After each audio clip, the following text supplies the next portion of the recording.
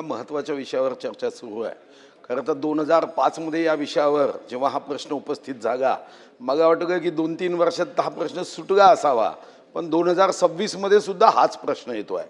माननीय मुख्यमंत्री महोदयांना माझा साधा प्रश्न आहे की मंत्रालयात बसणारे विधितज्ञ कायदे बनवल्यावर सुद्धा त्याच्यामध्ये उणिवा शोधणारे, त्याच्यामधून वाट काढणारे लोक आहे.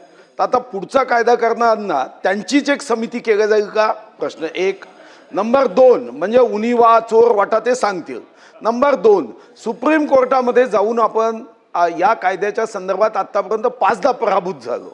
तर मग माझा दुसरा प्रश्न आहे की सुप्रीम कोर्टचे जे रिटायर्ड जज आहे त्यांना मानधन म्हणून 1-1 कोटी रुपये देऊन त्यांच्याकडूनच कायदा केला जाईल का? म्हणजे पुन्हा हा कायदा तोडण्याची हिम्मत कोणी करणार नाही, चोर वाटा काढणार नाही, उणिवा शोधणार नाही. थोडंसं मला हे रेकॉर्डवरती घेता येईल का याचा विचार करायला लागेल. कारण डिव्हिजन ऑफ पॉवर खाली कायदे करायचा अधिकार हा फक्त आणि फक्त या विधिमंडळाला आहे. त्यामुळे या सभागृहाचे अधिकार कुठे शिथिल होतील, त्याच्यावर कुठे गदा येईल असं वक्तव्य कोणी करू नये.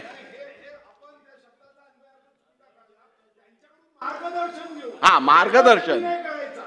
सुधीर,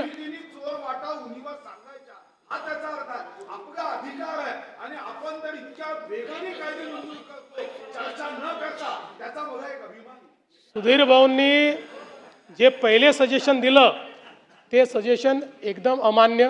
याचं कारण त्या सजेशनचा अर्थ असा आहे की चोरी वाढून राहिली म्हणून चोरी कशी बंद करायची याकरता चोरांची समिती तयार करा. अशी समिती अंधेर नगरी चौपट राजामध्येच तयार होऊ शकते, ती या राज्यात तयार होऊ शकत नाही.